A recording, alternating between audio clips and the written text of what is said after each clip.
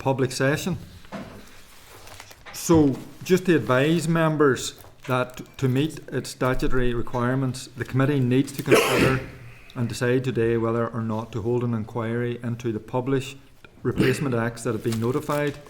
Should the committee fail to decide, the failure will be treated as a decision not to hold an inquiry. So, members have noted with grave concern that the EU Acts were published in the EU Official Journal on the 20th of February 2024. Therefore, the scrutiny period, which is 2 months beginning with the day on which the replacement EU Act is published, ends on the 20th of April 2024. Consequently, the deadline for the committee to publish a report on the outcome of an inquiry it might have decided to undertake has already passed. Further, the deadline for 30 members to submit a written notification seeking to prevent the application of the EU Acts has also already passed. Given the late notifications from Cabinet Office, it is impossible for the committee to hold an inquiry. Therefore, the committee agreed not to make a decision on whether to hold an inquiry into the 2 Acts, and records its dissatisfaction at the handling of these notifications by the committee, by the Cabinet Office. So that's the record of the decision. I just want to inform members also that the committee's decision, which will be this record, which I have just read out, will be published on the committee page. Okay? David? To come in on that, just to agree with that, but I want to express, to put on record, our own strong dissatisfaction at the way this has been handled and the late notification from the Cabinet Office, which has rendered the role of this committee impotent in this process. It undermines our role, and as a result will undermine, if repeated, will undermine trust in the system and the role that we have within it. While I understand that the government's memorandum and the assessments have said that there isn't a significant impact, it doesn't change the fact that we need to get these processes right moving forward. And on that basis, I'd like to propose that we write to the Cabinet Office and write to them to a few points which I'll supply to the clerk, to seek the detailed assurances on the processes in place to identify published acts and escalate them accordingly, to clarify the position with respect to the third identified replacement on fees payable to the European Medicines Agency, to ask ministers whether they intend to discuss horizon scanning and arrangements for the early sight of published acts with the EU at the Joint Committee, as well as to scope out the potential to apply derogation with respect to the deadline for scrutiny with regard to those acts missed to date, and to ask whether the UK Government will amend the democratic scrutiny regulations to allow the requirement that 30 MLAs must notify the Speaker of their intent to pull the break 10 days prior to the end of the scrutiny period to be waived in circumstances where the notification is received extremely late. This should be considered feasible given that Article 13.3a of the Windsor Framework and accompanying joint declaration make no mention of the 10-day period.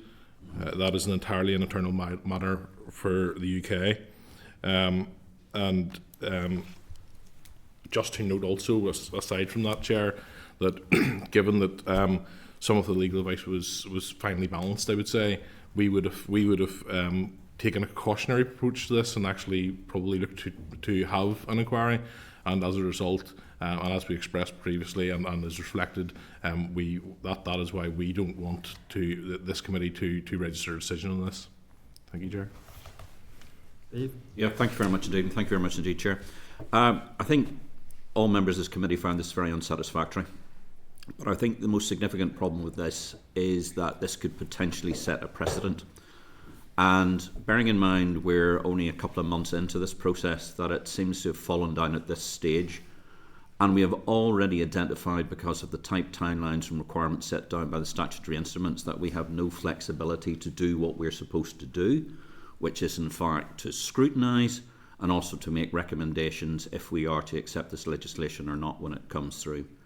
The mere fact that we can't even use the instrument of the stormont break at this present moment in time, I think, is a significant and serious issue. And I believe that this is not a minor issue that may have been indicated by the correspondence we've had from the Cabinet Office. I actually think this is a particularly serious issue. And I think this should be something that should be brought before the Joint Committee to make sure it doesn't happen again. And we also look very closely at seeing how the legislation can be changed to allow scope for proper scrutiny to be done rather than set down within statutory timelines, which quite frankly have failed. Anybody, any other comments? Are people content with David's proposal that we write to the Cabinet Office and express those concerns? Okay. Okay, moving on then. So we're moving on then to item number 3 in our committee pack. Sorry, yep. The proposal to amend regulation EU on mercury. So can I just refer members to the relevant pages at 165 of your meeting pack? Remind members that as part of its evidence gathering exercise, legal advice on the content and scope of the proposed EU Act was commissioned. Sorry, I'm completely away from this. Yeah, sorry, go ahead. Next page. Yep. Just started it. So I'm going back. Just now we're in public session, just in terms of declaration of members' interests. So just to remind members that they're obliged to declare any relevant financial or other interests, and if anyone has interest to declare, they should do so at the start of the relevant agenda item. Number 5 then, the draft minutes. Refer members to draft minutes of proceedings at page 269 of the pack. Members content with the draft minutes of 11th of April? Content? Great. Yep. Matters arising? There are none. Okay, so item number 7. So this is a proposal for a council regulation amending Annex 1 of the regulation on the tariff of statistical nomenclature. I thought I would get that wrong. Of the Common Customs Tariff. So just to refer members to pages 277 to 298 of your meeting pack. Remind members that the committee was notified on the 11th of April of a proposed replacement EU Act amending a regulation on the tariff and statistical nomenclature and on the Common Customs Tariff. The proposed EU Act aims to increase import tariffs for those cereals, oilseeds and derived products from the Russian Federation or the Republic of Belarus, for which at present importers pay no or low tariffs. In addition, those goods originating in or exported from the Russian Federation or the Republic of Belarus would be barred from access to the Union's tariff quotas. Are members content that in line with agreed procedures, legal advice and an initial departmental assessment of impact are requested to assist the committee in deciding on whether to monitor the proposal? Great. Okay. The committee will consider whether to monitor the proposal in due course and when the information is received. Okay. Next item of business, number 8 on your agenda, proposal to amend regulation on the mercury. So, oral evidence from the World Alliance for Mercury-Free Dentistry. And just to remind everybody, this item is going to be recorded by Hansard. If I can refer members to the relevant papers at page 299 of your meeting pack. Members may also wish to refer to other relevant papers at page 165 of the meeting pack. Just to let you know that Charles Brown, President World Alliance for Mercury-Free Dentistry, is joining us online via Zoom, and Florian Schultz, the Administrative Vice President, World Alliance for Mercury-Free Dentistry, and Graham Monroe Hall, Chief Dental Officer, World Alliance for Mercury-Free Dentistry, are here with us to give evidence on the proposed EU Act. Can I just check that Charles can see and hear the committee if he's online? Just wait, broadcast. Broadcasting, just... Okay, so broadcasting have confirmed that Charles can see and hear us. So I just want to welcome representatives to our meeting, and if I can just invite you to provide your evidence, and we'll take questions afterwards. Thank you. Thank you very much. And Mr. Chairman, this is Charles Gailey Brown in Washington. Are you welcoming me? I just didn't hear you very well. Okay, I'm welcoming, Charles, good to know that you can hear us. I'm welcoming all three of you to the meeting, and I've just asked, however you have decided to order your presentation, for you to begin your presentation. Okay, and I am last, Mr. Chairman. Thank you very much. Excuse me, I didn't hear that. Go ahead. Good. Thank you very much. So I will read out. Honorable Mr. Chair, dear members of the Legislative Assembly, thank you very much for this occasion to brief you on the civil society perspective in regard of the proposed EU regulation to phase out dental amalgam by January 2025. My name is Florian Schulze, and I'm the Administrative Vice President of the World Alliance for Mercury-Free Dentistry and the Managing Director of the European Network for Environmental Medicine. I have followed the process of regulating dental amalgam since the adoption of the Minamata Convention in 2013 and was involved in the stakeholder process of the EU Mercury regulation and its revision. From our point of view, the regulation is not qualified to pull the storm and brake. On the contrary, the society will benefit from it, especially because it will reduce the health risk and the environmental pollution. My colleagues will go more into details on this. Let me just highlight that dental amalgam is composed of 50% highly toxic mercury, which is inevitably released during placement and removal, but also during its time in the mouth. An average filling contains 0.6 grams of mercury, which is 2 times the lethal dose if ending up in the bloodstream. It is so toxic that it has already been banned for all other uses like lamps or batteries and should no longer be placed in the mouth. There is no alternative to phase it out in line with the EU deadline. The EU has made its decision for good reasons, and the supply of amalgam is drying up. This is not only for the ban on export, but also due to the medical device regulation which applies to Northern Ireland.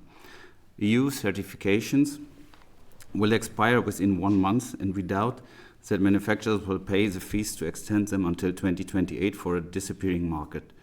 When the new requirements fully apply in 2028, there will be no more distribution of dental amalgam and only stocks will be sold off. Prevention is not resolving the problem, and dentists will always oppose a ban in 2025, 26, or 2030. You heard them. It's for their financial interests. They are not even hiding that they make good money with private charges for alternatives. The sooner the cut, the better it is for the environment and the health and the consumers, and also for oral health, because minimal invasive dentistry increases the survival of the tooth. Consumers should have access to less expensive and safe alternatives in Northern Ireland, like consumers have in other countries. Poland has fully replaced dental amalgam with glass ionomers and comprimers in the public health system. In Germany, mercury-free dentists are using glass ionomers, comprimers, or bulk fill composites for the same price as for dental amalgam, and dentists just announced that there will be an agreement on the full reimbursement of alternatives by the public health insurance in the next months. Probably they will publicly reimburse single-layer fillings and continue to sell more elaborated and more aesthetic fillings privately. Looking at the derogation, the text is quite clearly saying that it should apply to countries where dental amalgam is the only material which is reimbursed to more than 90% by the Public Health Service. The purpose of the derogation is to facilitate the transition to mercury-free dentistry, where the healthcare system might be particularly burdened. In Northern Ireland, there is only a public reimbursement of 20%, while transition should be more than feasible, especially as the department has just announced 4.3 million to increase the reimbursement of fillings. Globally, there are more than 30 countries that have already phased out dental amalgam, and by January 25, there will be more than 50. Northern Ireland should make no exemption. And here's a list of all the countries worldwide that have already phased out dental amalgam. I give over to my colleague. Okay, thank you, Florian. My name is Graham Munro-Hall. I'm the Chief Dental Officer for the World Alliance for Mercury-Free Dentistry. I've been a mercury-free dentist in general practice for the last 35 years, and I know from personal experience how damaging exposure to dental mercury can be. I spent my first 11 years working in the health service, and after that moved into a practice treating mercury damaged patients for the last 35 years. My job as Chief Dental Officer is to talk with governments, politicians like yourselves, the ministries, around the world and other stakeholders, and talk to them about the advantages and feasibility of amalgam-free dentistry and to help them deal with any objections that may arise, and also to help develop transition programs to mercury-free dentistry, because each country has its own unique circumstances and different challenges. I've been involved with the Minamata negotiations since the outset, since 2010 in Stockholm. And even though it was the convention was an environmental convention, they decided, at the request of member countries, to set up an expert group to look at the health aspects of the release of dental mercury on patients. And I was part of that group. And as part of the group, I wrote 2 reports, which you have access to on there. The first one was dental fillings materials, a comparison, availability, affordability and effectiveness, and risks and benefit. This is really quite a brief summary of the risk and benefits of the different materials. And this one, avoiding neurotoxicity, an important benefit of non-mercury alternatives to dental amalgam. I married, fortunately, to a Danish dentist, and together we run this practice, and we wrote this book called Toxic Dentistry Exposed, and part of that is to show why people, certain subgroups, have health problems to mercury, and how we actually try to solve their health problems. Mercury, as Florian said, is constantly released from amalgams, and the average exposure is 10 micrograms a day from your amalgams. I'm just going to do just a few bullet points here on the health aspect. We'll talk about maternal amalgams. The mercury that a mother has from her fillings goes on a one-way street to the fetus. The fetus actually acts as a sponge to soak up mercury. Mercury goes through the placenta and it can't come back. The cord level, when you measure the cord level of mercury, the CDC say 1 in 7 births, which is 500,000 in the United States, have a lower IQ due to mercury, exposure to mercury, as seen in the cord. And that has lowered IQ is enough to have an impact, an economic impact on the gross national product. 1 amalgam can expose the fetus to levels of mercury above the safety levels set by different governments and different boards, FDA, etc., EPA, around the world. The level can affect brain development. Research from Norway shows that if within the first 2 months of conception the mother has an amalgam filling, it increases the chance of cleft palate 7-fold. Perinatal deaths increase. The perinatal death is a death of between 22 weeks and 1 week after conception. Perinatal deaths increase with a number of maternal amalgam fillings. This is a linear dose relationship. The more amalgam fillings you have, the higher the risk. I will say that as a mercury-free dentist for the last 35 years, I haven't met a situation yet in general practice, including special needs, where I've had to use amalgam. And 35 years ago, the quality of materials was far inferior to what they are now. And I'm certain if it was possible for me to do then, it's possible for dentists to do now. The FDA in 2020 advised that amalgam should not be given to patients who have neurological diseases, such as Alzheimer's, multiple sclerosis, or Parkinson's, because of exacerbation that will happen from exposure to mercury vapor from the amalgam fillings. The National Institute for Health has published a study saying there is a relationship between the number of amalgams and neurological disease. This is countered by the genetic predisposition. So whatever genes you have put you towards Alzheimer's, or it may put you towards multiple sclerosis, or not just neurological conditions, of course, as you'll see in the report on page 22, also to cardiovascular effects. Dental assistants are exposed to mercury vapour. Their major problems are in order: peripheral neuropathy, vision disturbance, cognition issues, and reduced fertility. All this is backed up by the science. The Supreme Court of Norway held a case, and their judgment on the 12th of December 2013 was that mercury vapour is emitted from dental offices and dental assistants are harmed by it. That was their judgment. Dentists who use amalgam have reduced IQ, reduced hand and eye coordination, increased anxiety, depression, irritability, memory loss, and cognitive disturbance when compared to control groups of dentists who do not use mercury.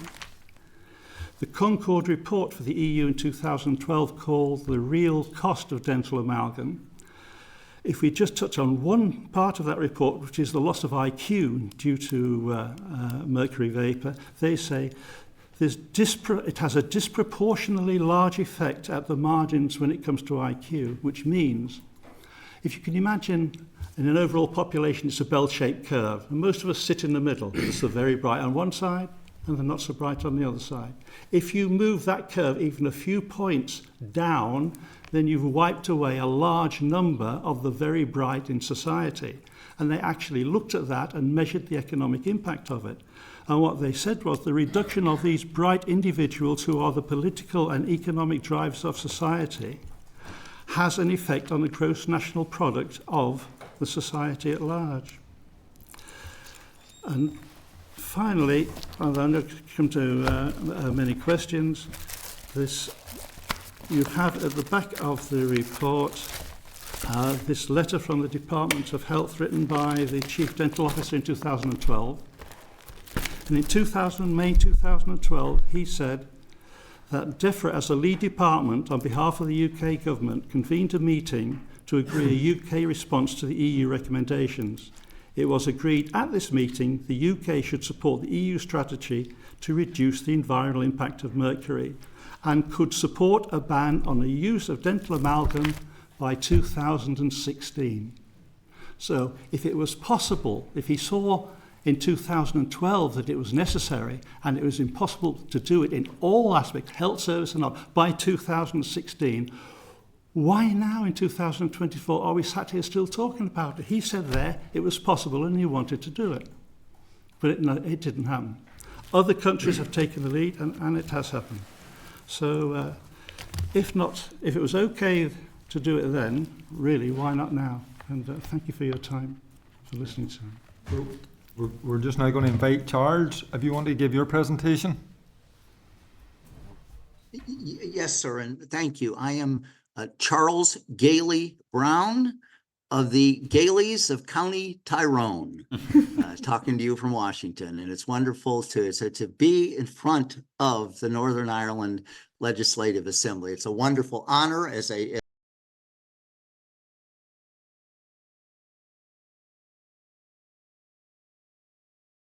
I do want to convey, my distinguished colleagues, I'm so glad they came to Belfast and sorry I could not come. Mercury-Free Dentistry is so exciting. You should have a parade in Belfast.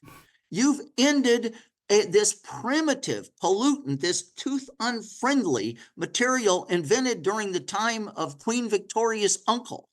It is not modern dentistry. Its actual cost is 70 pounds per filling, more than composite when you add the environmental effects. That is, and the BDA, the Pro-Mercury British Dental Association, didn't say we'll pay that extra 70 that we're causing. They're causing it. You can't control the pollution because it walks out of the office. It goes from there into the environment. With cremation, it goes into the community. That's why you aren't supposed to build a crematory near a school, because of the pollution. It's mercury, and the BDA won't use that word. They're calling it silver, and that's false. So logically, this is exciting, and that's why the European Parliament voted 98% to 2% to ban mercury fillings 8 months from now, 1/1/2025. So the BDA says, no, we don't like modern dentistry. We want polluting dentistry. We want to return mercury to this part of the island. Obviously, that is going to upset the entire island because the mercury goes into the streams, it goes into the rivers, it goes into the locks, and it's going to obviously pollute the entire island. And when that mercury gets into fish and children eat that fish, and the U.S. Environmental Protection Agency is very clear on this, some of those children that eat the mercury in the fish will get permanent brain damage from that dental mercury. That's the price that the BDA is extorting from you, saying, because we want to use mercury fillings, we don't want to ever stop using mercury fillings. The price is brain damaged children. The U.S. Food and Drug Administration says children should not get amalgam, but I know they don't from your law, that they already have converted on that. They can convert on the adults. They also said kidney damage, all these uses that my colleagues have talked about. So basically, we are trying to, they want to regress you back. They want to say, no, we want mercury coming in. The EU studied this for 14 years and finally said no to the German, French, European Council of Dentists, but also the pro-mercury British Dental Association. They were over there lobbying even after Brexit. They were saying, don't end this, because they knew it's coming. They've had so many years to get ready. Now, the mistake here from the health ministry, that maybe they need more money. We'll get to that. Maybe they do, maybe they don't. But is no quid pro quo. Is to say, you want money. The BDA said we need £3.5 million to change to mercury-free dentistry. 80% of that's paid by consumers. Did the BDA said, well, we'll give the consumers 80% of this? No, not a halfpenny to the consumers. The BDA wants all the millions, but they asked for $3.5 million for the conversion. They've ended up with $9 million and no quid pro quo. The quid pro quo is stop using mercury fillings. And that threat of some of the dentists to say, oh, we'll go into private practice, we'll go into the private sector. If they use mercury fillings in the private sector, I assure you, they will be on the dole very fast, because no consumer with any choice wants mercury fillings, and no Irish consumer. So the BDA says, we'll just give it to the working families. We'll give it to the people on NHS. They don't have a choice. If they had a choice, I think some constituents may have written you, but I'm sure no one in your constituency outside of the dentists, a few of them, and many of them have stopped using it, but no consumer is saying we want more.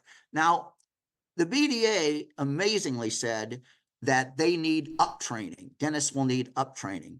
This is astounding. The country of Moldova has banned amalgam. The average monthly income in Northern Ireland is something like £4,000 a month, maybe a little less. The average income in Moldova is £5,000 per year. They have banned mercury fillings. The British Dental Association is so selling its members short, its own members, saying they can't do mercury free. They need up training.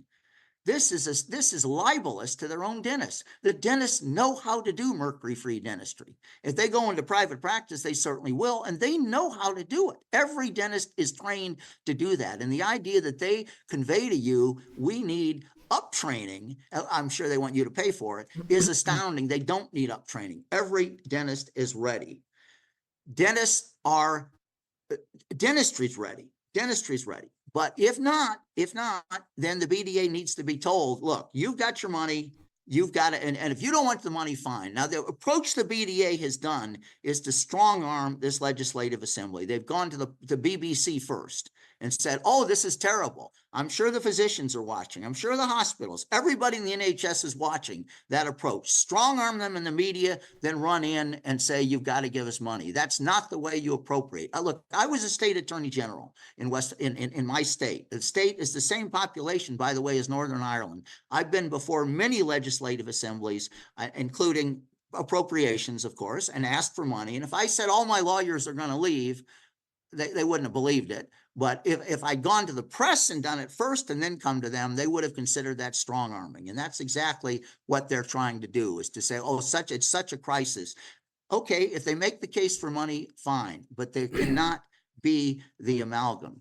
If you choose this route, and it would not, we again think your constituents will wake up, are going to say 2 million of us, a few hundred dentists, it's time to tell the dentist to change rather than us continue to get mercury fillings. There is, of course, the Good Friday Accords. So if the BDA says, well, we'll block mercury fillings and we're very proud of that in America, of course, that if we'll block it from going to the rest of Ireland and the rest of Europe, well, they can't do that under the Good Friday Accords. But if they don't block it, it will be going into Ireland. It will be sent in some way. It will be, whether black marketed or whatever. You get it to this part of the island, it's going to be the rest of Ireland and therefore the rest of the EU. So the EU is not going to accept this. The Irish Parliament is not going to accept this. This idea of saying we're going to keep within the EU trade area mercury fillings, it just would be the worst application. That's why the nonprofit groups from across England, Scotland, and Ireland, Friends of the Earth, Northern Ireland, wrote this letter saying,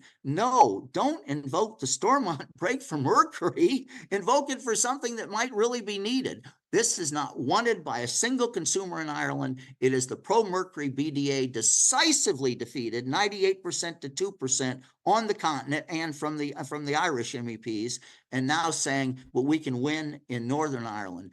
Don't let them win. Don't let them bring mercury to your island. Instead, celebrate, have a parade. Thank you. Thank you very much. So we're just now going to open up to members for questions. So if you want to ask, indicate. So you've made a number of points, some around the health risks. I mean, we're actually meeting with the Department of Health, so probably we'll put some of those points to them after your presentation. In terms of substitute products, if we were to remove dental amalgam and mercury amalgam from use here, I think Graham, it was you talked about Poland and Germany that are currently mercury free. What is the availability of appropriate substitutes if you were to completely phase out dental amalgam? And secondly, so the availability of it, the suitability of it, and the cost of it. I mean, if somebody could answer those 3 points. You do the availability. I will start with reminding you that we have in Europe a phase out of dental amalgam for children and pregnant women. And in line with this regulation in force in 2018, all kind of reimbursement system. Not all European countries have public reimbursement for fillings, but those who have put in place alternatives to dental amalgam. So there were different choices. Some countries went for glass ionomers, and some countries went for composites. We have in Poland, they chose to immediately directly phase out amalgam, replacing it not only for children but for the general population in 2022 with glass ionomers and compomers. And now we have in use, but that's what I said about Germany, already in use also bulk fill composites, which are one layer, time-saving materials, which are already in use for standard treatment. They have aesthetic disadvantages, so you can still offer more aesthetic composites with multiple layers. And so this is the situation in other countries right now. The European Commission has studied this in depth, and Dr. Monroe Mahal, Graham, can maybe add something about the quality of these alternatives we have nowadays. Yeah. So we go to say the availability. If you stop using amalgam tomorrow, there is enough composite available around the world, and it's being made in more and more countries to immediately take place from amalgam. So there's no availability problems. The Swedish Chemical Agency in 2010 said that composite was available, effective, and affordable. That was then, and it's true now. The effectiveness is, as over the years have gone by, it's got more and more effective. I've seen composite fillings that I did over 30 years ago still in place now and still working. So I can say from an effective point of view that they work, and I haven't used any metal in dentistry for over 30 years. And we have had quite challenging circumstances, and in the beginning it was very, very difficult. but I had seen the damage that mercury could do to health, so I was committed never to use it again. From a cost point of view, we've seen the cost of composites come right down. So now composites are in fact on a par with amalgam on a filling for filling basis. The dental manufacturers have realised that the end of the end of amalgam is coming, and they've actually made a composite that handles like amalgam for those dentists who find it difficult to do the transition. But it was originally designed to go to developing countries where they haven't got electricity, where you have to go out into socially and economically deprived areas where you haven't got the infrastructure, and they have actually made a satisfactory mercury-free alternative which handles like composite for the same price as amalgam, which is why a lot of these developing countries to this day have been in touch with me and said now this material is available, they're ending amalgam with a lot of challenges. The effectiveness of a normal amalgam, I would say, is better than sorry, I'll say that again. The benefits and the effectiveness of a composite is far superior to an amalgam, because amalgam has one Achilles heel, is that as it ages, it loses its mercury. 24 hours a day, the mercury comes off. You brush your teeth, you have a hot cup of tea, the mercury leaves the amalgam. It's not chemically bound, it's only physically bound within the amalgam. It's not a chemical bound. So abrasion, that mercury then is released. As that mercury is released, the amalgam expands. It has corrosion. This corrosion expands the amalgam and it cracks the teeth. So when a patient comes to you, the amalgam filling looks fine in the tooth, but half the tooth has fallen away because it's expanded and something has to go. And the nature of an amalgam, it's held in by mechanical retention. In other words, you have to make the base of the cavity wider than the top, otherwise it falls out. Composite, if you like, is glued or bonded in, therefore you don't lose as much tooth structure. So when you cut these undercuts, you're creating weaknesses at the base, the filling material expands, crack, off it goes. It's a very unsuitable material long term. This is why a composite is far better for that, and composite in fact can be repaired. It's easier to repair a tooth with a composite filling than it is with an amalgam filling. Thank you. I'm just going to open it up to other members. David? Thanks very much. The comment actually about the cost being similar is interesting because it doesn't align, as far as I'm aware, with other advice we've received around this. So be keen to investigate that, not just for yourselves, with others as well.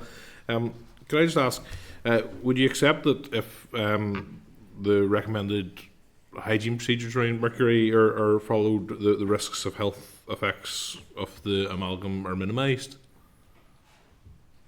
If followed with in line with the clinical procedures and so on that we have, that the risks associated best management practices when handling amalgam, the use of separators and this. Again, that's been extensively looked into. And as Mr. Brown said, most of the amalgam, the mercury actually walks out of the door. Even with best management practice in place, including separators which are fully serviced, more mercury, over 50% of the dental mercury used will actually end up within the environment. And the wastewater that comes out, even of a fully serviced dental separator, is not suitable to be put into waste treatment plants.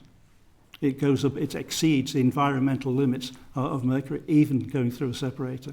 So even with best management practices, no. And that, of course, that's only mercury into the environment. Then you have the health effects of people being exposed to mercury vapor, and 20 seconds after you breathe mercury vapor in, it's lodged within your brain. It goes straight through the blood-brain barrier.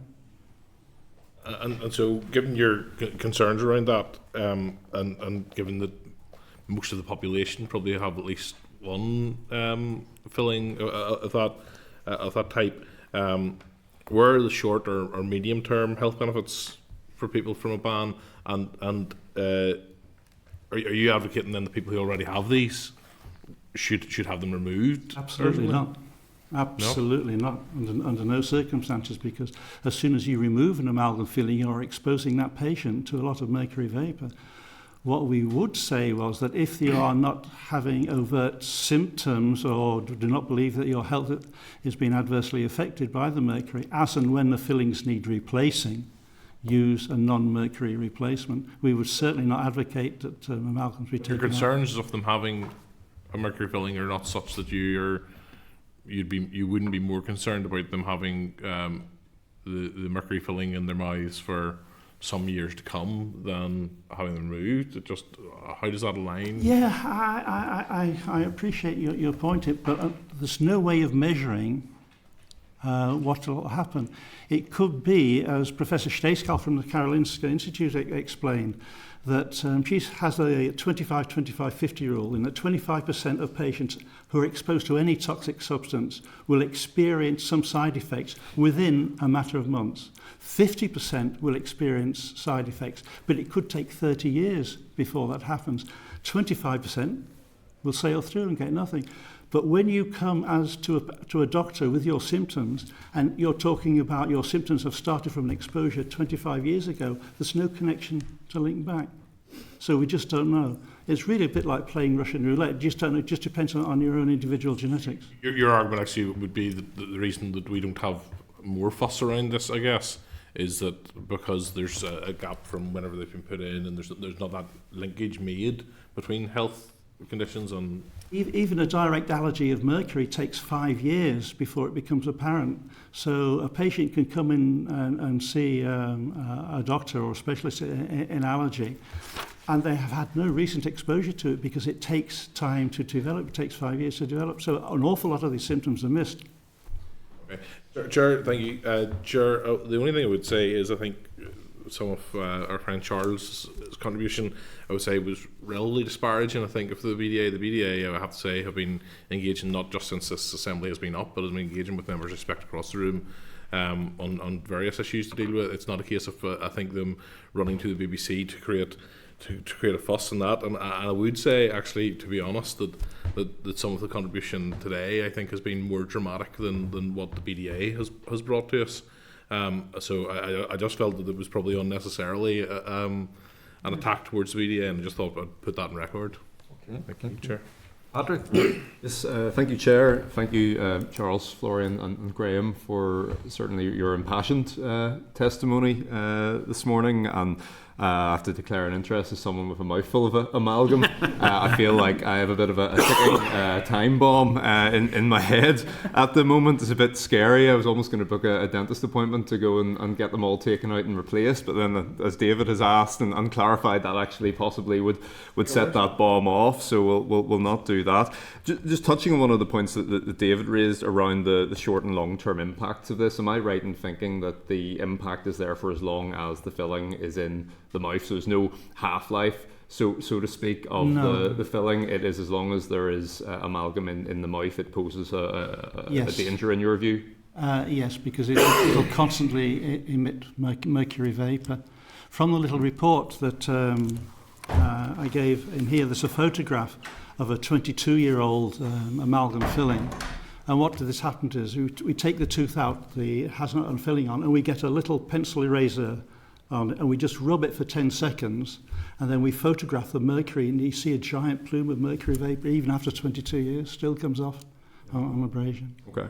And second question, we've heard a lot about the environmental benefits of moving away from mercury amalgams, but I've also heard from others around the increased reliance on single-use plastics that would come from moving to alternatives to composite, etc. Could you comment on that?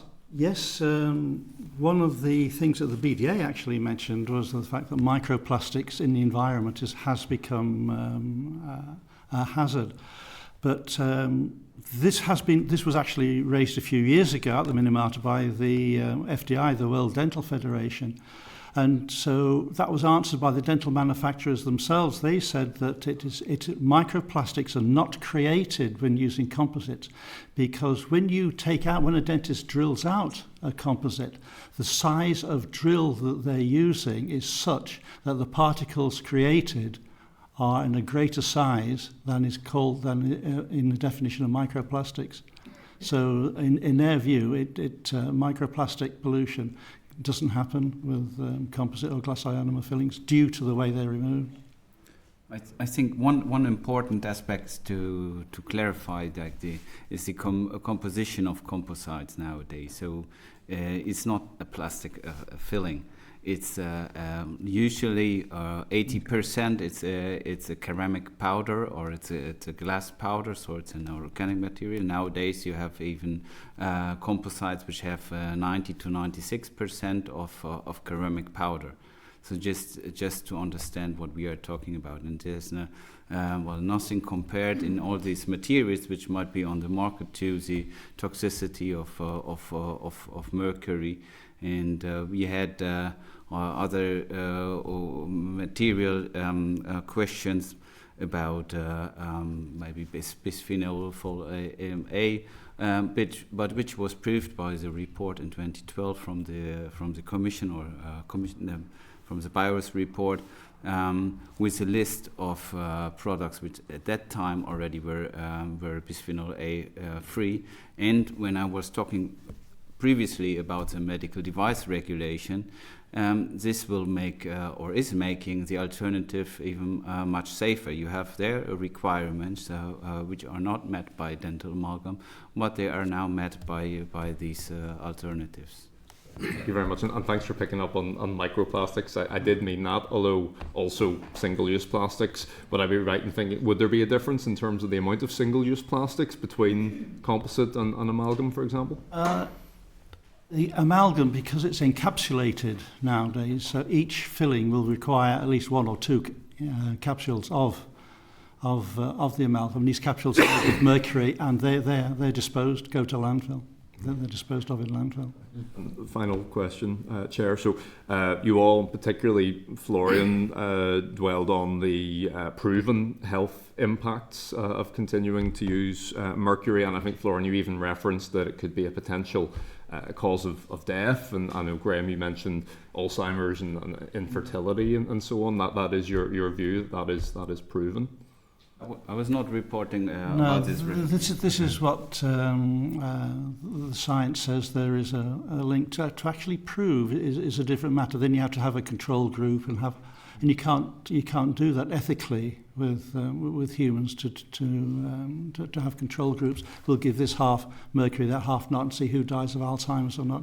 What we can say is there is a theoretical link, and that theoretical link is actually backed up by the data we see. That's as far as we could go. Okay, I think it's important that we get that on the record, because I've just been looking. It's actually the EU Commission website I've brought up here to look at some of the evidence, and I've checked this is a valid link. It's not just some random site, and it actually says there have been claims that amalgams might be involved in many diseases and in some neurological and psychological disorders such as Parkinson's, Alzheimer's, depression, anxiety. However, for many of the claims, scientific investigations have generally provided either refutation or found no link. No link has been found between dental amalgams and chronic fatigue syndrome, kidney diseases, autism, fertility, birth defects, or coronary heart disease.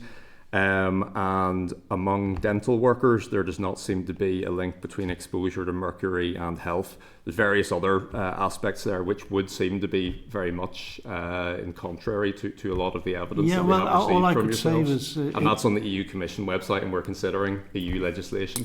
I understand that. All I could say is this is our experience of the data as the scientists have reported the data to us.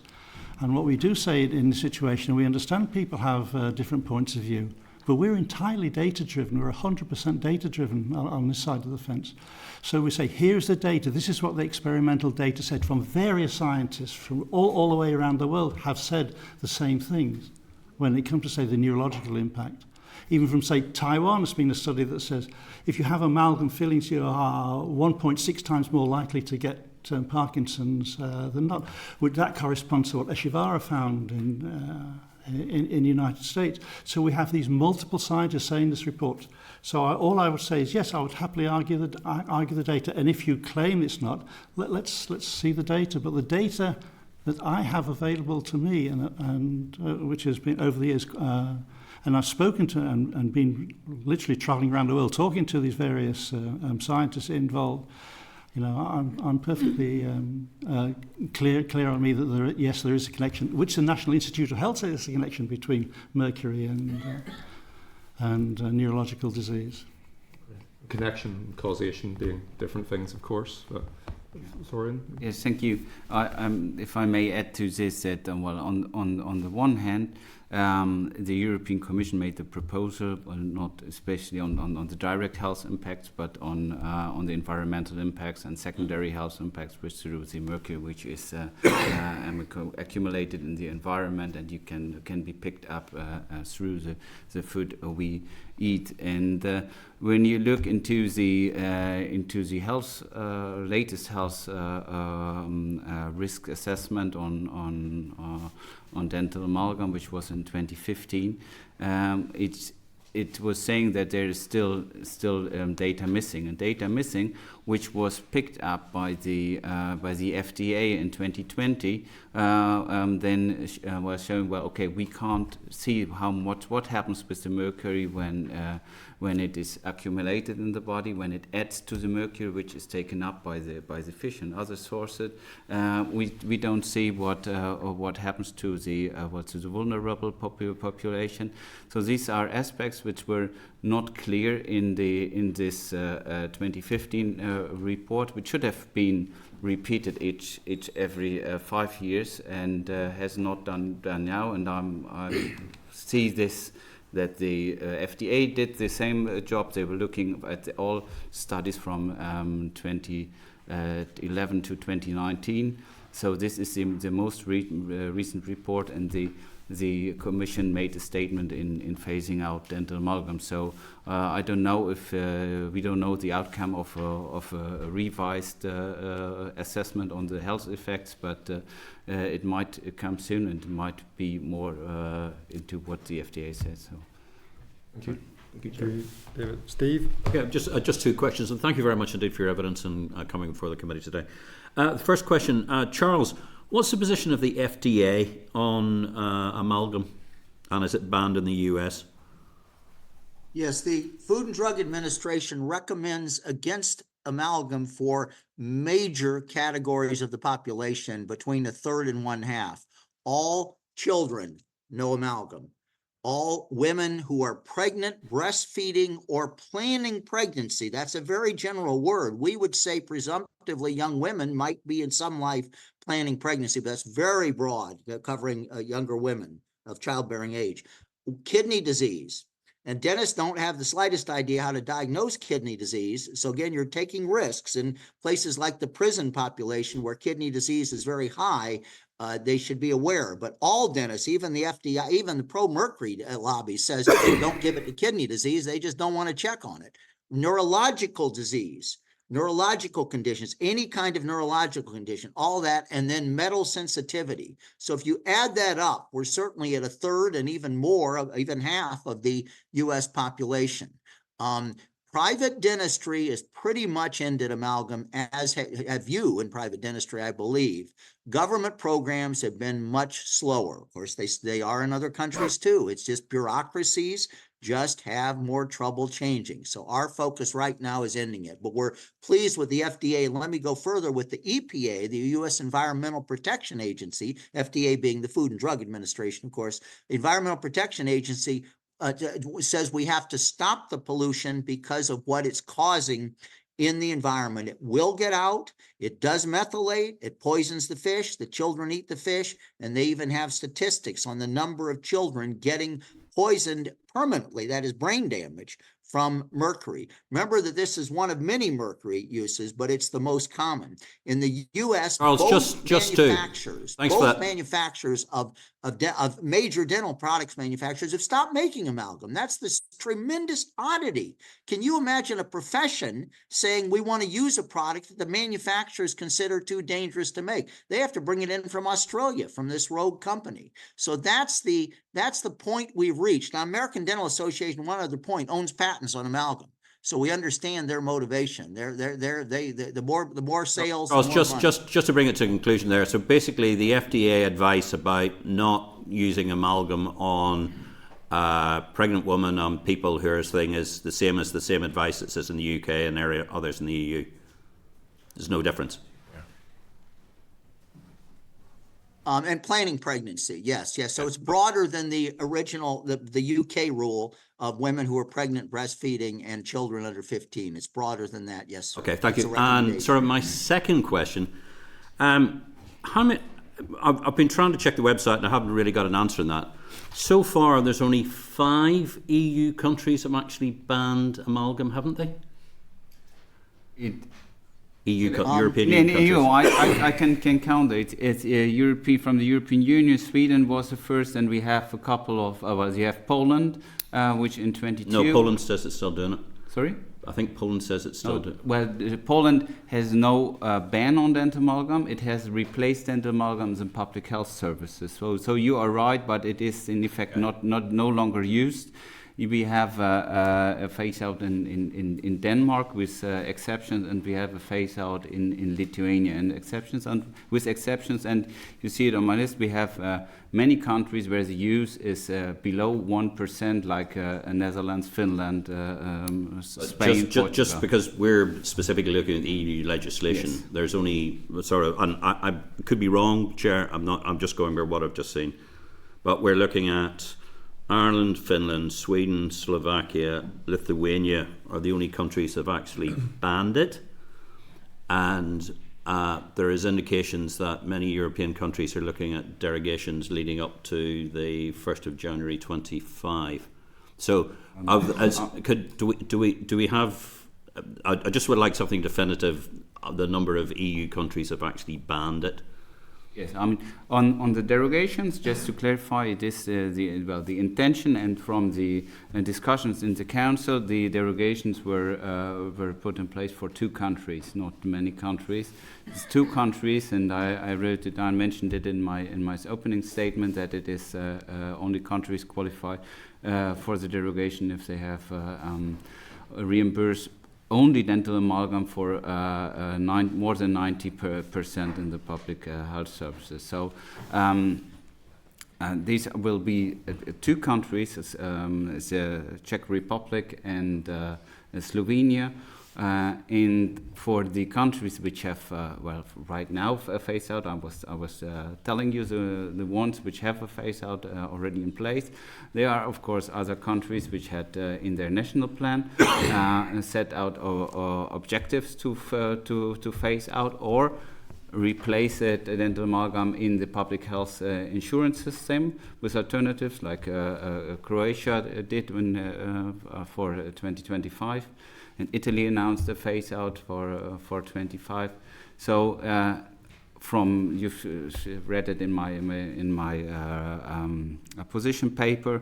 It's half of the European countries by 25, or in the next 8 months, will have had already phased out dental amalgam or used it below 1% or replaced it in the public health insurance system. Thank you very much indeed. Thank you, Chair. Okay, we have 2 more speakers left. I'm conscious we have other evidence coming, and we have to be out of here by wrapped up by 1. So I'm just if we can answer the questions, just try and keep them as brief as possible. Joanne.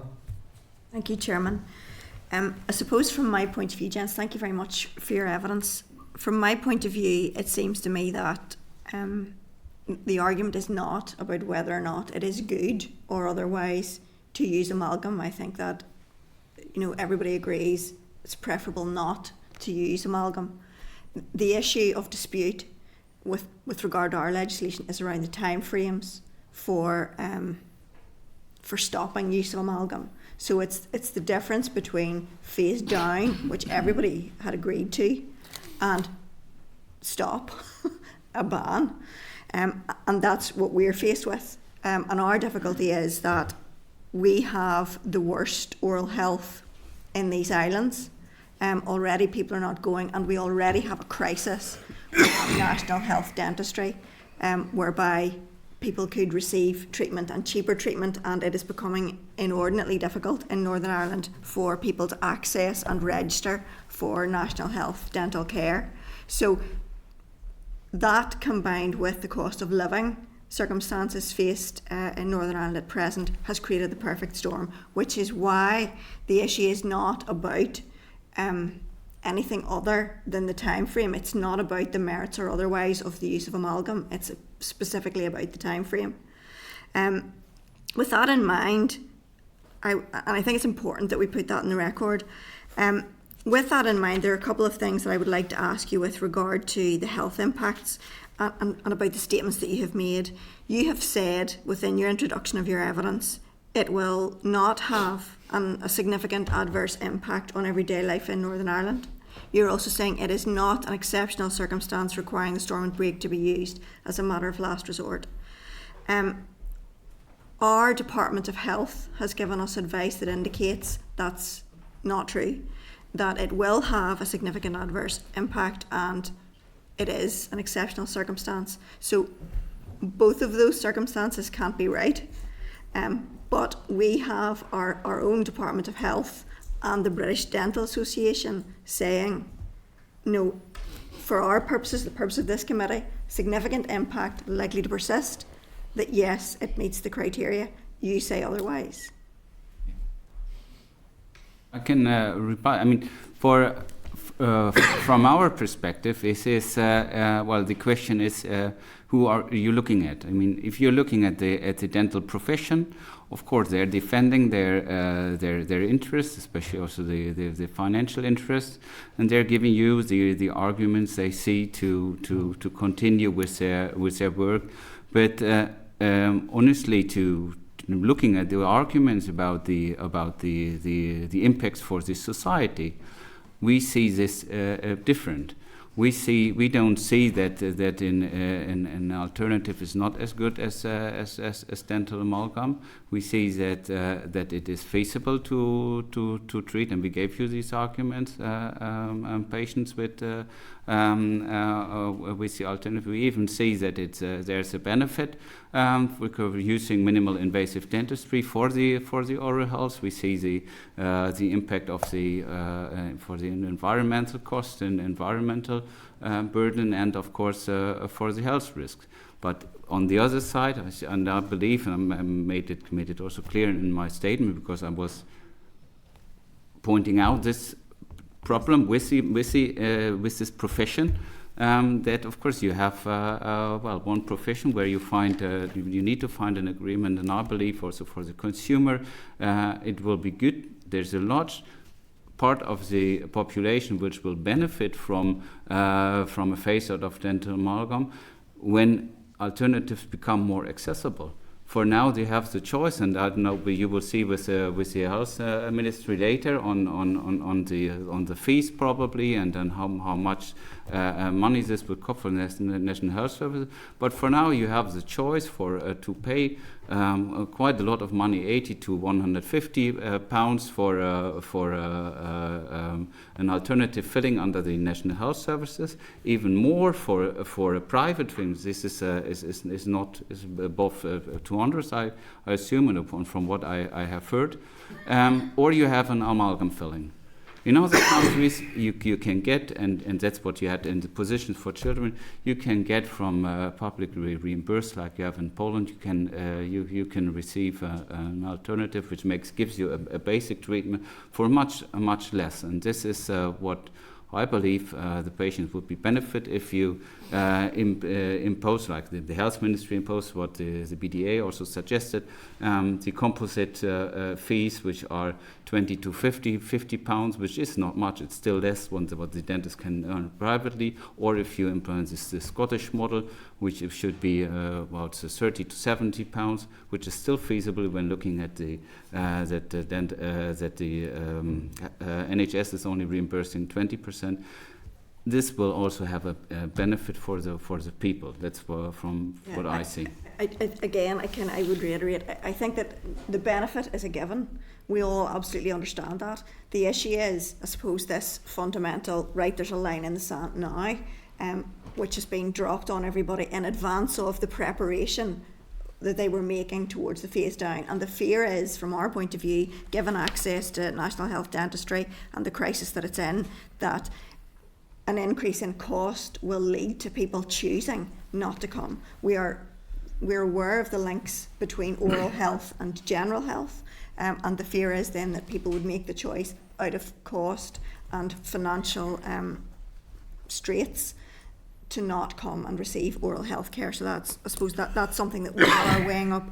A couple of things I would like to ask you, Chairman, if I may, just around, you have cited a list of symptoms in your evidence, and I just want to pick up and kind of follow through from things that Patrick said and things that you said, Graham. I appreciate it's difficult to measure because it takes such a long time for anything to manifest, but is there any data whatsoever that outlines the list of symptoms and the numbers in population, impacted by amalgam fillings? Because we have the data with regard to the numbers of population who have amalgam fillings. Yes, if we go back, say, to the NIH study, which talks about genetic susceptibility, they've identified a number of genes which mercury does affect. And there's one where we do have data. It's called the CPOX4 gene, which 28% of the population have this gene. Now then, it's more prevalent in boys, but should that section of the population be exposed to mercury, especially when they were young, it has measurable behavioural changes within them on that. So that's 28% of the population just on any exposure. So and it's because it's a linear approach. The more you are exposed, then the greater the symptoms will come. There are other genes that are identified, but as the NIH have said, there's more genes out there that they haven't identified yet. That's just one of them. Okay, thank you. There was reference made to, within your evidence, with regard to the fish in Sweden and the impact of the mercury on the fish as the mercury went into the water. Obviously, we've been using amalgam for a considerable number of years. Charles made reference to Queen Victoria's uncle. On that basis, surely we would be seeing impact on our fish and water here already, and in the Irish Sea, here, the Republic, the mainland. Is there any evidence? I haven't seen, in Swedish evidence, this Scandinavian evidence, yes, where they actually monitor to this, but I haven't been able to find any evidence of monitoring, of heavy metal monitoring on inland fish at all. Okay, thank you. May I add to this? You have the European Environmental Agency report, which was feeding to the European decision, which came to the conclusion that 40% of all European surface waters were exceeding the thresholds of mercury, and or the safety thresholds of chemical thresholds. In I think 90%, it was always mercury. And this the problem with the mercury is that it is toxic in such a little dose that you have very microgram dosages which have an impact. You have you're on an island, of course. You have rivers and you have lakes. You have the ocean next to you. You have the most recent study was that it was 5 times exceeded the level of mercury concentrations in the oceans, and this is since the industrial area. So this is quite alarming, and this is also something the European Commission took up to make to stop it. And dental amalgam is the largest use. As I said, in the European Union, I don't know how much it is in Northern Ireland. It was still 40 tons used in 2019. And this is, by large, the main usage of mercury. Thank you. I suppose, Chairman, part of the difficulty that we face is the separation from our own country in this regard, and dental practice, dental availability, not to mention, I suppose, the perfect storm that I've already outlined that Northern Ireland has. You'll appreciate from our point of view, our aim in all of this is to weigh up and move in accordance with what is best for our constituents and the people of Northern Ireland. I don't think there's any doubt amongst us, you, or the BDA for that matter, that it is preferable not to use mercury. However, we have other factors that we must consider because of the time frame of the proposed ban, and that's where the issue lies, I think, in all of this. So I suppose the one thing that I want to say is I have welcomed your evidence today, but I want to read out a part, and Charles referenced it orally too. The World Alliance for Mercury-Free Dentistry is watching carefully. Unless the demands of this pro-mercury lobby group are rejected, we are prepared to file a petition with the US State Department asking for my government to investigate a violation of the Good Friday Agreement. I think in circumstances where here we are trying to move in accordance with the needs of our population, understanding the circumstances and understanding what might be best, I'm not sure it is a nice way or an appropriate way to move forward to threaten us with an American government. And, you know, I welcome your evidence, but Be strong arming, I one think- might say. Strong arming might be. I do feel that was inappropriate to reference that. I mean, these decisions that we're making, and we're making with the best intentions in difficult circumstances. Thank you. Thank you, Jonathan. Thank you, Chair, and I think that was a very, very timely intervention from my colleague Joanne Bunting, particularly on the issue around the pros and cons of mercury. And look, I welcome the evidence, particularly those in the room. I think it's helpful for us to hear that side of this debate, and you are probably right, it has been missing to date in terms of this discussion. But the debate for us is around not the issue of, it's about phase down. So, you know, the UK-wide policy position phasing down the use of dental amalgam is already supported by our 4 dental chief officers and the wider profession.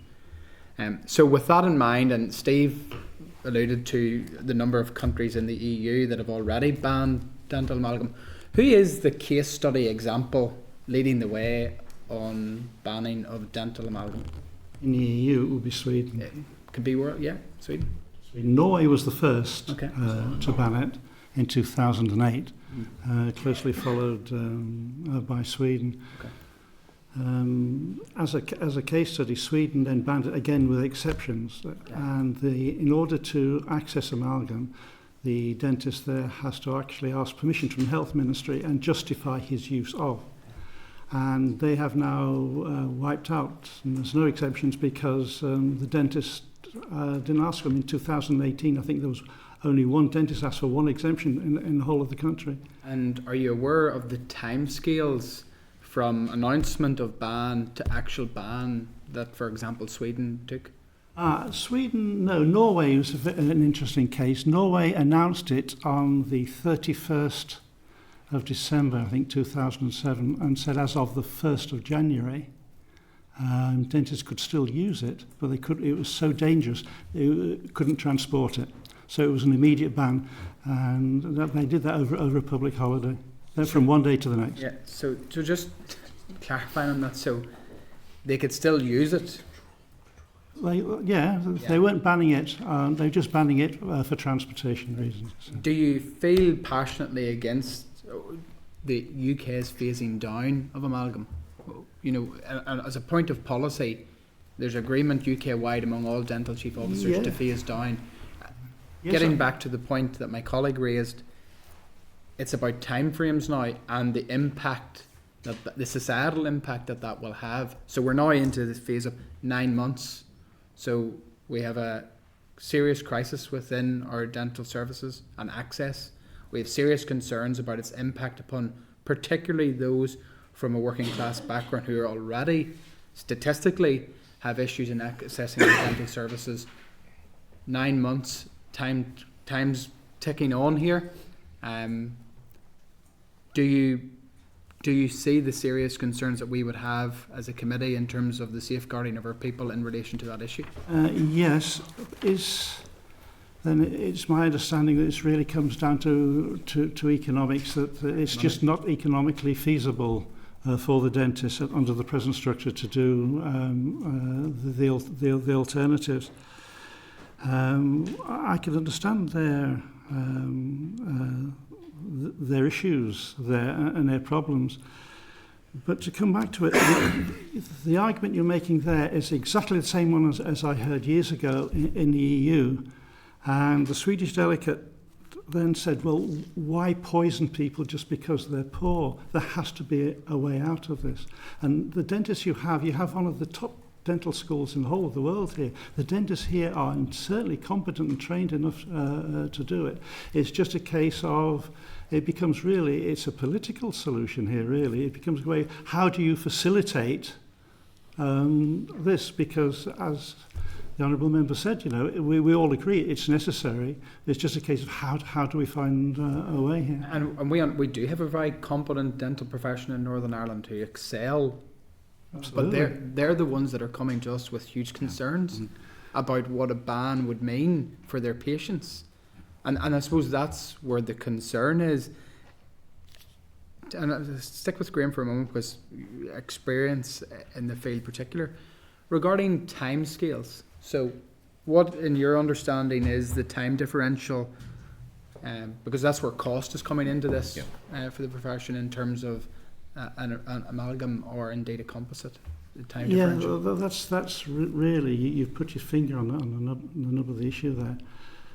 But we're not comparing like with like here. A composite is done in one visit. An amalgam actually takes 2 visits. So you have a visit to place the amalgam and then it has to be polished 24 hours later. Otherwise it will corrode and be a substandard filling and won't last as long. So if you factor in the second visit that has to be done for an amalgam, then the time scale it becomes certainly equal. In my own case, I never found it to the use of composite to be any longer, especially now the newer composite. Initially, yes, but now, no. I just don't see it. I think the dentists have the training. Are they really saying that the dentists aren't trained enough to use the materials on a like-for-like basis? I honestly have difficulty seeing that. The Norwegian government did measure that in 2012, and they said that the cost factor wasn't the materials then. That was only 15% of the extra cost. It's what the dentists used. But that the manufacturers have overcome that time differential by the new bulk fill composites, so they have reduced the amount of time to do that. And composites are 1 visit, and amalgam is 2. And nobody ever factors in the second visit. Okay. And my final question, and you can come in this program. In terms of the World Alliance for Mercury-Free Dentistry, did you take a position when the UK announced a phase-down approach across the 4 nations? Was there a position taken from your organisation when that original announcement came? Yes, we always welcome a phase, a phase out or a phase down. So any move on this is certainly welcome, but we don't want a phase down which has been announced for years. And what has the UK done about a phase down over the years? Absolutely nothing. So a phase down has been taken just to kick the can further down the road. Yes, we'll phase it down, but don't actually do anything, because this is a problem that's been barreling down towards the dental profession for years. And if they haven't prepared for it, well, I'm very sorry, but. I would like to add to this that if you compare it to other countries, you have, I would say, call it the business of the dental professional in privately charging for alternatives where the price can be established by themselves. In Germany, we have it's very similar numbers to this, and we had the opposition or the German Dental Association opposing, and they were leading the opposition on the European field because they wanted to keep this business until the decision came. They were hardly saying that everything is now more expensive, it will have a terrible effect. Just early this week, they found an agreement with the or published in the news that the agreement is on its way with the public health insurances, that they will be alternatives that are reimbursed. I'm just telling you how fast this could change. Until there's still a chance to extend for a derogation or what is possible with with things, the BDA will tell you that it is in their interest to keep it. That it's terrible. It's not feasible to stop it now. That the time is too short. This is my opinion, because it will keep this good business for longer. I'm not saying that it's impossible to keep it even with a phase out of dental amalgam. As I said before, in Germany, and it's not the end for private charging for alternatives. You can make a difference, and that's what other countries are doing. You can make a difference between a standard treatment, which is also effective, and is with glass ionomers, compomers, and bulk fluid materials, which have, like amalgam, a bit of the disadvantages on the aesthetic part, and you can continue as a dentist with private training for more aesthetic and even maybe more elaborated fillings. So it is possible, and well, I believe if you look into the into the availability of the alternatives and all these arguments, as soon as you decide on it, or it will enter, there will be a solution. And especially, you have this, we heard before, for the National Health Service, it's 20% reimbursement, so I don't believe that this is, and you have the benefits for the society. I believe that this is feasible and should be implemented. Okay, thank you. So that's, we're run way over schedule, but we wanted to give everybody the appropriate time to make their points and take and ask questions. So I want to thank you all for coming along, Florian, Graham and Charles. Thank you very much. So we're just moving on then. We're going to go straight into the next item. And this item is going to be recorded by Hansard. Refer members to page 214 of your pack. We have Caroline Lappin, Chief Dental Officer, Department of Health. Geroid Cassidy, Director of Primary Care, Department of Health. Michael O'Neill, Head of General Dental and Ophthalmic Services, Department of Health. And Anthony Miller, who's the Director of EU Exit Coordination Group from the Executive Office, with us. And they're going to give evidence on the proposed EU Act. So if I could just welcome all of you, three camera, to the you're down meeting. this end. You're down this end.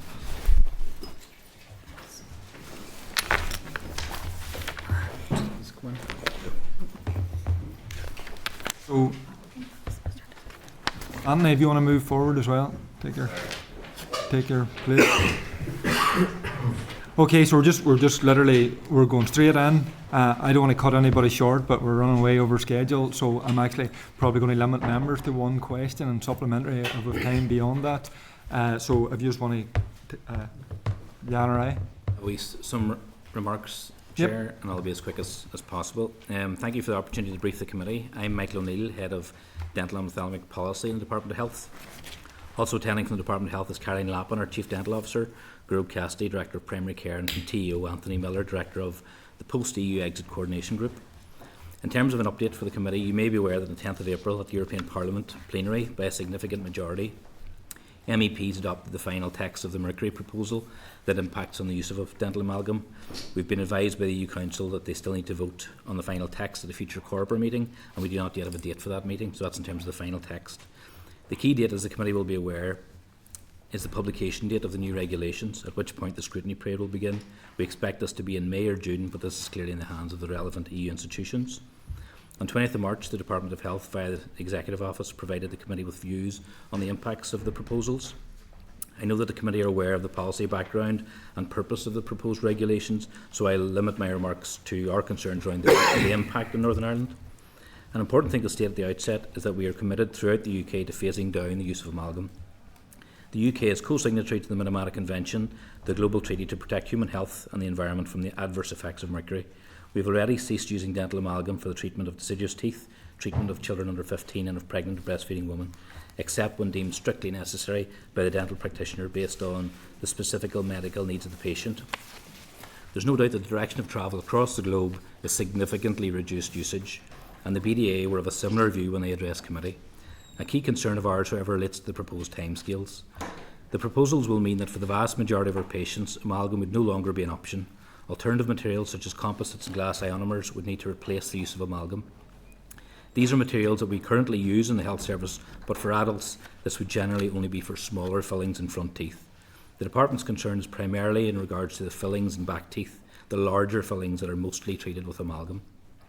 I will not repeat the written views already provided by the department, but in short, we are concerned about the impact on service capacity, which has not yet recovered to pre-pandemic levels, and 2, the cost to both the taxpayer, which we estimate will be 3.6 million, as well as a 2.9 million cost to patients who would need the white fillings. To note, our cost estimates do not include the fact that the new materials do not last as long, so need to be replaced more often. Despite gradual improvements, the alternatives to dental amalgam still have technical and clinical limitations, and in certain clinical situations, there is still no viable long-term alternative to amalgam. The increased cost implication represents a 4% increase to the Department of Health's dental budget at a time of post-COVID pressure on the dental health system and significant pressure on public finances. While there is a process in place to bid to Treasury for this type of EU exit divergent cost pressures, and whilst we continue to develop a robust case to seek to recover any additional costs, there are no cast iron guarantees that we would be fully funded. Even if the additional costs are met, the composite fillings take longer to place, and therefore would be an inevitable impact on activity and capacity at a time when activity levels are around 73% of pre-COVID levels. In terms of addressing the risks we face, the Department established the Northern Ireland Mercury Working Group that we co-chair with DERA, who are the policy lead generally in mercury and hazardous materials. This group is tasked with monitoring the passage of proposals, identifying the rising impacts and risks, and agreeing a range of actions to plan for and mitigate those risks. Unfortunately for us, whilst other member states can plan with certainty regarding January 2025, it will be a number of months at least before we know for sure what laws will be in place in Northern Ireland in January, and we do not underestimate the difficulties this will cause for our practices. So whilst we expect significant impacts in January if the laws come into force, practices are already being impacted in terms of their short and medium term practice planning arrangements. We must also therefore contingency plan for implementation. This means developing guidance for medical exemptions, amending our payment systems, assessing training needs across the sector, considering impacts to enforcement regimes, and continuing to engage with UK government departments regarding the ongoing issues. In terms of engagement, for many years the Department has worked closely with other UK nations to develop a joint UK approach and policy position in relation to the Minamata Convention responsibilities. Indeed, Northern Ireland, along with the rest of the UK, exceed the current requirements of the Minamata Convention. The Northern Ireland position has been clear throughout to phase down rather than phase out. The position was publicly stated in a joint letter by the 4 chief dental officers in December last year. The letter also pointed to the existing arrangements at UK government level to engage on matters of divergence, including the issue of dental amalgam. Cabinet Office have been responsible for engaging with the EU on this matter, and we have been engaging with DHSC since July around these specific proposals. Finally, the committee will have noted Minister's comments on the 27th of March when he expressed his view that the impact would be significant in terms of service capacity. He also reiterated his commitment to phase down in line with the wider UK position rather than phase out, as this was in the best interest of patients in Northern Ireland. He noted the important role that this committee now has in assessing the impact, and he wants to help and support the committee in the coming weeks on this particular issue. Thank you, and happy to answer any questions members may have. Okay, thank you. A number of members have indicated. I mean, you were in for the previous evidence session. I presume you also listened to the BDA given their evidence.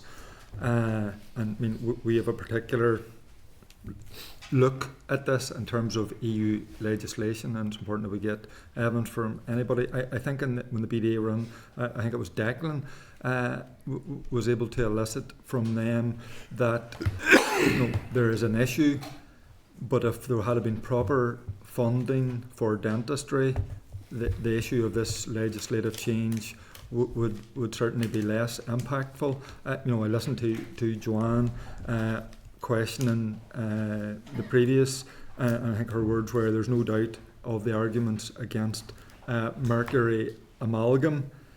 So can I ask you, or we here in the Assembly or in this committee potentially being asked to make a bad decision in terms of the environmental impact of the citizens we represent, and potentially a bad decision on the impact of the health of the people that we represent, down to economics and the underfunding of dentistry here in the north? Well, I would say that the previous speaker's contribution was mainly focused on the merits of the law as opposed to the impacts and the timescales in relation to the law. You know, what we've been doing is really focusing on what we think will happen in January, and our main concern, in addition to the timescales and the lack of time practices that we'll have to implement the new law, is around service capacity. So in 22-23 we carried out 200,000 amalgam fillings, and that number of fillings will be significantly reduced. And at a time when we already have an access problem, you know, that's what we've been focused on in terms of impact. But are those problems because of underfunding of the dentistry in the north?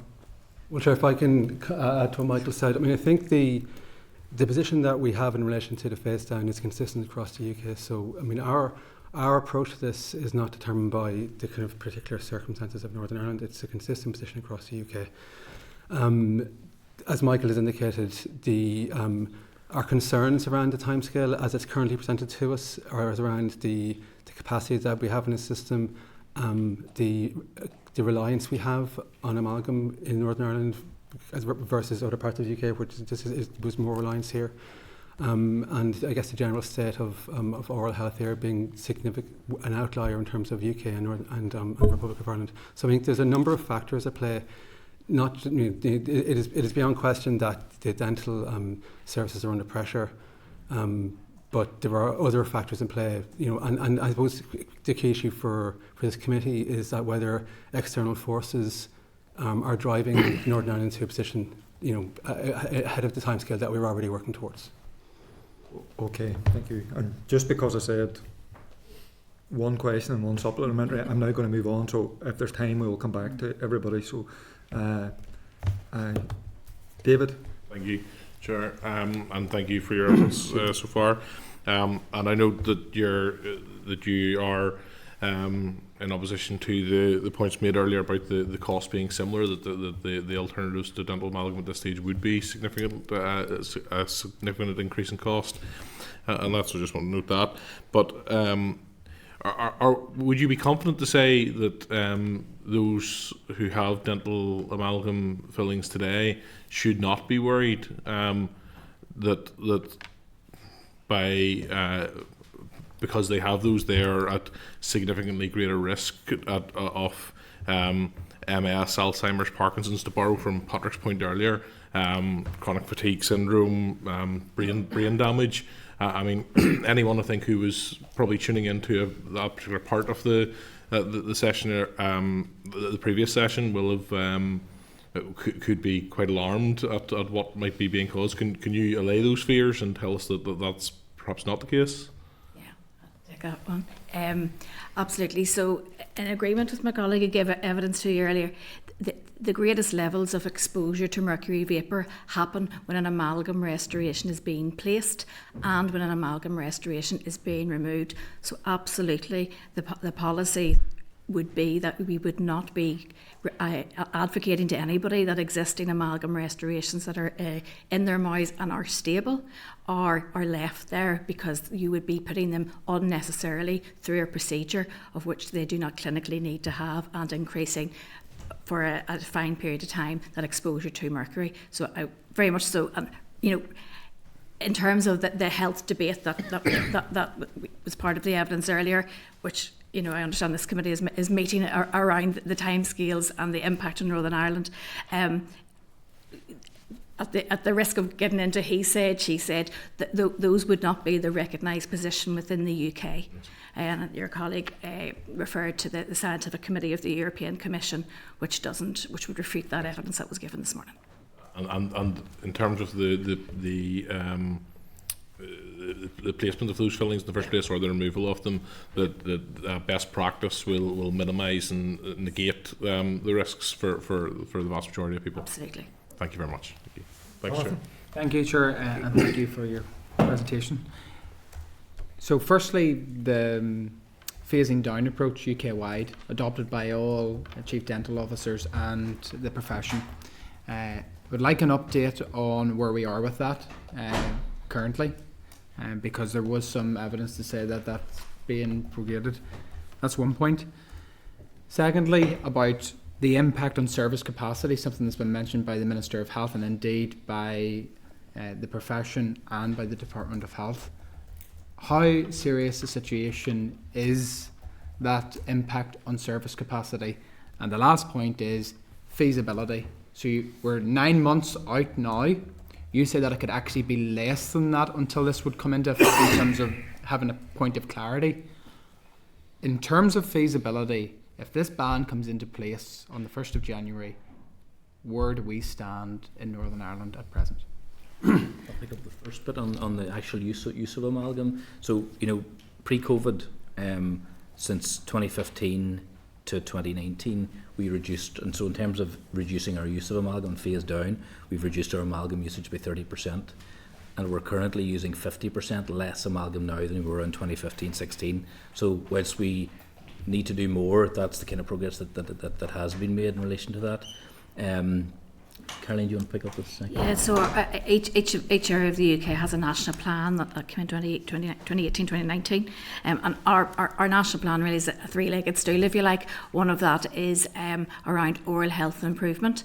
The other one is around the materials and the dental materials and improvements on those to make the alternative to amalgam more suitable. And the third one is around within the health service system, the contractual arrangements under which dental care is delivered. As a Chief Dental Officer, I would have liked us to have made more improvement on our oral health as a population in Northern Ireland. We have made significant improvement over a period of time. If you look back to where we were, say, within our child dental health surveys in 2013, even within our child dental survey that came out in 2018-19, that was published last year, we flipped it on its head, where a third of children under the age of 5 had some evidence of dental decay, whereas in 2013 it was 2/3 of children. So we have made significant improvement in that, but there is still a way to go. And I suppose for me, that's a significant concern whenever I, along with my other Chief Dental Officer colleagues in the UK, know the value of that particular material within our population as it stands. There are other materials that do deliver in lots of different ways, but there is nothing as yet, despite them having made significant improvements, that give us the longevity, that give us the less clinical technique sensitive, which when you look at a population, not everybody finds it easy to go to a dentist. Not everybody finds it easier to sit in a chair and have a really good quality filling placed. So this will put our patients at somewhat of a disadvantage, particularly in light of our oral health of the population not being where it needs to be. As Chief Dental Officer, feasibility for the 1st of January, is it feasible or is it not? My opinion would be that this is not feasible for the 1st of January. Thank you, Joe. Joanne? Thanks, Chairman. The charge has been laid that you've known about this and that progress is slower than it should be. Jonathan has already picked up on where we are now. My question is the UK and or the Department of Health slow walking this? And is there a benefit to a cut-off point to encourage action? And Caroline, you have referred to one element of the three-legged stool is essentially a campaign promotion of better and good oral health. So what's the plan to improve oral health faster? Take that bit. So our oral health in the UK, we do have programmes in place. We do have oral health improvement running in Northern Ireland, albeit not across swathes of the population that other areas of the UK would have, okay? At the minute, we are working through a process around, we've been recently consulting on oral health improvement plans for the 2 most vulnerable groups in Northern Ireland, which would be our younger children, because we know early years targeting helps to improve oral health throughout the life course. So oral health improvement for our children and also oral health improvement for our older people, because we have a growing older population, which everybody will know about, and as a victim of our own success in dentistry, our older population are keeping their teeth into later life for much longer, and that presents significant challenges. And indeed, the use of amalgam is actually really beneficial to that older population with certain musculoskeletal conditions, with Alzheimer's, with dementia conditions, who find it difficult to cooperate with treatment. So use of a material that's easier and faster to place is really important. So we have consulted on oral health improvement plans out to public consultation. That closed in March. Some responses came in slightly late, which delayed it a little bit, and we are currently analysing those responses to look at the most prioritised recommendations which on a population level would help to improve our oral health. That's obviously being done within a backdrop of significant financial challenge in the Department of Health. I'm fully aware of that, but certainly that population level approach is something that's really important. Something about fluoride application to teeth. We know the best evidence base is around the application of fluoride to teeth. So, do we need to really target younger children around extending the supervised toothbrushing programs that we have? Looking at our older persons population, how do we help improve oral health for dependent older people who, as their manual dexterity decreases, their other ailments increase, it becomes much harder for that to improve. So we are making a concerted effort to try and improve that. In relation to the question on has progress been slower, I think Michael's indicated that we've made very good progress in Northern Ireland to reduce the levels of amalgam that's been used in dentistry here. The UK as a whole is signatory to the Minamata, I was getting that slightly wrong, convention, and no date has been set up at that level so there's no consensus yet as to what the appropriate phase out date should be. EU has moved very proactively in this space, but that's not to say that the UK as a whole is dragging its feet in this. They haven't arrived at a settled position yet. Steve? Just a very quick one. We hear a lot in this committee, or we're beginning to hear an awful lot in this committee about the words significant. What would be the significance if we had to go along with this European directive? Well, Michael has already outlined the significant kind of cost impact both to the public purse, to the Department of Health's budget. It'd be 4% of our current dental budget, £3.6 million. Also a significant impact to people receiving the service. Their own contributions would be in the order of £2.9 million. It's hard to gauge exactly the impact on capacity. We estimate it takes approximately 3 times longer to do a composite filling versus for posterior tooth versus an amalgam filling. That would inevitably have an impact on in a finite workforce. That would inevitably have an impact on the ability for people to access service. Now we can't quantify that, and there would also be impacts on, I suppose, the current split in the kind of the business model between what is done privately, what is done in the public sphere. Those aren't things for us to, but those are kind of significant. The business on the 1st of January would look very different to how it looks now. Thank you very much, City. That's all I needed to know. Okay, well, everybody was very good, so let's spare time then. Pretty clear. In fairness, I just do. That was very, very useful. I want to thank you for coming along. And at this point, with all of the people who have given evidence, we're doing an investigation. Should we be notified, we will, in all likelihood, come back just to see if there's any additional information. Absolutely. Okay. Thank you very much for your attendance. Thank you. Thank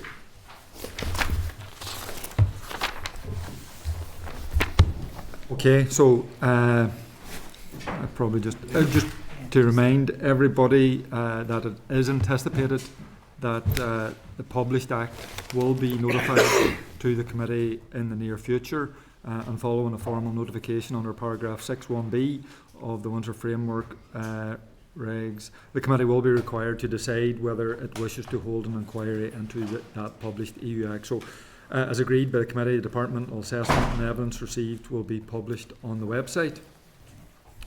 Okay, next item is correspondence. So, there is no correspondence. And next item, Chair's business, of which there is none. Any other business? Okay. Date, time and place of next meeting. So just some of you were in earlier before the meeting commenced. So the next meeting is actually the 2nd of May at 10 a.m. There's no notifications, so there is no meeting next week. So we can get a week off. So the next meeting, 2nd of May, 10 a.m, room 30. So, meeting adjourned. Thank you. Yes.